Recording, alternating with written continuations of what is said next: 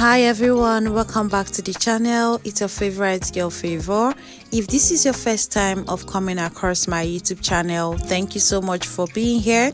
On this YouTube channel, we learn how to turn void materials into a beautiful piece. So please do well to click on the subscribe button and turn on your notification bell so that I be the first person to be notified whenever I post a new video. And to my returning subscribers, thank you so much for your love and support. So guys, for today we're going to be learning how to cut and sew this beautiful beaded patch bug dress with a V-shaped sleeve. If this is something that you're interested in, without wasting much of your time, let's head to the tutorial.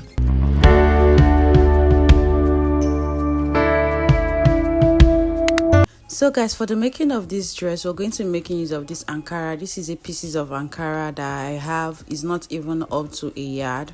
Let me just say this is a half yard of Ankara. Okay, so I decided to make use of Ankara. You can decide to make use of plain material, and then this is a crepe material. I got 2 yards of this crepe. Remember, crepe is in 60.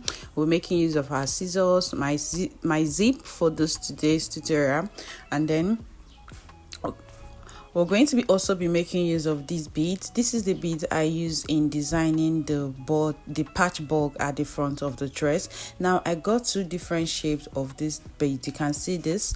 Okay, you can see what it looks like. I have a bigger size and I bought it on a lighter pink, and I have this small size on a kind of dark pink. Okay, all right, and then we're going to be making use of this needle. Now this is a needle you use for your beading. This needle comes in 2 different sizes, but this one I'm using here is size 10. There's one that is a bit longer than this one. Okay, and then this is the name of the needle. This is the needle we're going to be making use of today, and we're going to be making use of this fishing line as well. Is also known as an invisible thread or invisible line you use for your bead sewing, and then this cannot really cut. That is the beauty of this particular fishing line. Now this fishing line comes in sizes. It comes in different sizes. They have the elastic one, and the size we're making use today is 0.25. I think this is the lowest. This is the smallest size of this fishing line. That is what we're going to be making use of today. Okay, so in case if you want to get any of this one, any of these things, you can get them from anywhere you can buy beads. You just ask them. So we'll just go ahead now to go straight to our basic bodice. Now I've gone ahead to divide this fabric into 2, and I also went ahead to identify the wrong side and the right side by using the chalk you can see on the cloth to identify. Now we're going to be cutting the 2 together, that is the front and the back together, since we're not going to be making use of any pattern. And I also went ahead to add extra 1.5 inch at the back. This is going to be 7 as our zipper allowance. You can see that 1.5 inch allowance, and this is a stretchy fabric. Okay, so you can add 2 inch or 1 inch allowance to your own. Now the length of the fabric we're working with today is 20. We're working with a 34 inches. Now 32 is going to be 7 as our full length, and then I added extra 2 inches. Okay, so you can make your own either longer or shorter, whichever way you want it. All right, so we'll go ahead now and mark our shoulder. My shoulder divided by 2 will give us 8 inches. Okay, that's 16 by 2 will give us 8 inches. I'll mark the 8 inches down here, and then from the point of our 8 inches I will come down by 1 inch, which is going to be 7 as our shoulder slope. All right, this is our shoulder slope. Now from this 8 inches I will also go ahead and mark our neck width. The neck width we're working with today is 3 inches. Okay, after marking this, now I will connect it to meet the neck where from our shoulder slope.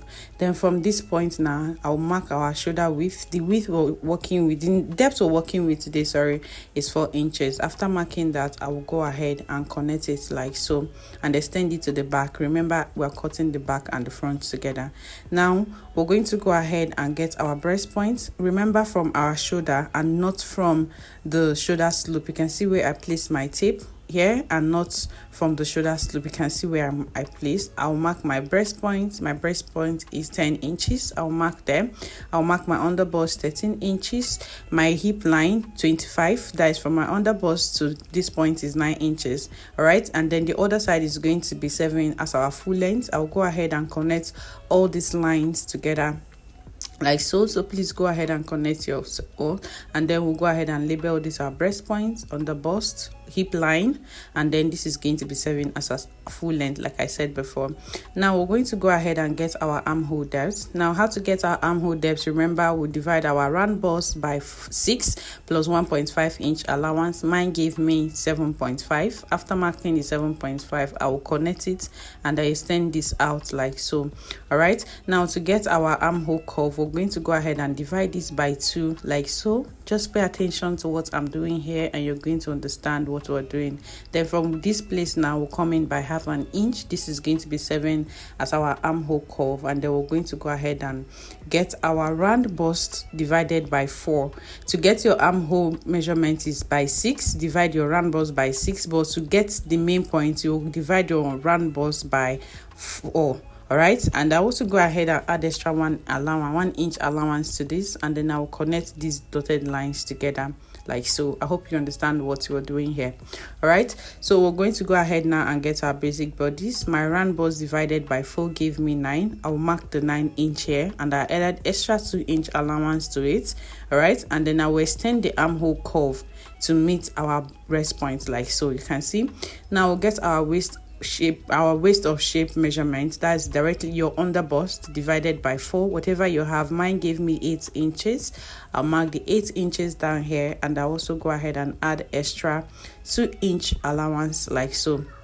All right, now for my hip measurement, my hip is 40 divided by 4 will give me 10 inches. I'll mark the 10 inches here, and I'll also go ahead and add extra 2 inch allowance. Now for the hip measurement, whatever you have there, you can go ahead and use the same thing on your full length if you want it to be the same thing, or you can add extra 1 inch allowance if you want it to have a kind of A-line effect at the back.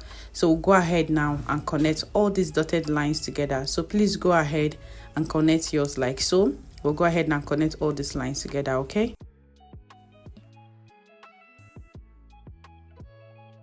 So guys, we're also going to be including a bust dart to this dress, okay? So from our breast point that is close to our armhole curve, we'll come down by 1 inch. Now you can come down as much as 2 inches, okay? Depending on how wide you want it to be. Now from the center of our dress, we'll come in by our bust span. That is your nipple to nipple measurement divided by 2. Mine gave me 4 inches. I will connect it from our breast point down to my hip line. You can see what I did here, and then we'll go ahead and connect this line. Okay, now from where we marked our 1 inch, we'll just go ahead and extend the line to meet our breast point like this. All right, you can see what I did here. All right, so that's just basically all. Then for the zipper allowance, we'll come down from our neckline, we'll mark 1.5 inch. All right, so we'll come out by 1.5 inch. Then from our hip line, we'll come out by 1.5 inch as well. Then at our under bust, will come in by 1 inch. Okay, so we have 1.5 inch, 1 inch, and then 1.5 inch. This is to eliminate any zip bulginess at the back. So go ahead and cut. Wherever you see me cut, please go ahead and cut yours. So at the end of the day, I decided to add extra 1.5 inch allowance to this all round, starting from our full length. Okay, so we'll go ahead and cut all this out like so. You can see the way I've cut this out. Now you can see this is 1 2 3 4, and then I'll go ahead and notch where we're going to be adding our bust allowance, our bust dart, and then I'll go ahead and cut the back out as well. Okay, so this is what we have. Okay, so guys, I also go ahead to cut an interfacing for the front and the back. That is just for the neck, since I'm not going to be using any lining or any other interfacing for the full dress. Okay, so I'll go ahead and cut both for the front and the back. All right, so guys, after cutting it, this is what we have. So this one now is going to be 7 for the front pattern. Okay, all right, this is for the front pattern. You can see what it looks like, and then I also cut out for the back pattern. All right, now the back pattern is 2 pieces because for the both side. All right, so what we're going to do right next now is to go ahead and use this interfacing to sew on the neck. You can see the way I place it. Now we're going to just go ahead and run a stitch down like this to the end of the full dress, just from here to this point. Okay, and we'll also do the same thing for this one. So guys, I've gone ahead now to attach the neck interfacing with cut, okay, and also use our hemi gum to hemi it down. So this is what it looks like. All right, and I did the same thing for the back. I also went ahead to stitch our bust dart. You can see what it looks like. Okay, this is what it looks like. Remember, the bust dart is only for the front. And I've gone ahead now to attach our zipper allowance. You can see this is the back pattern as well. So go ahead now and drop this back pattern at side, and then go straight to working on our bug patch. Okay, so please pay attention.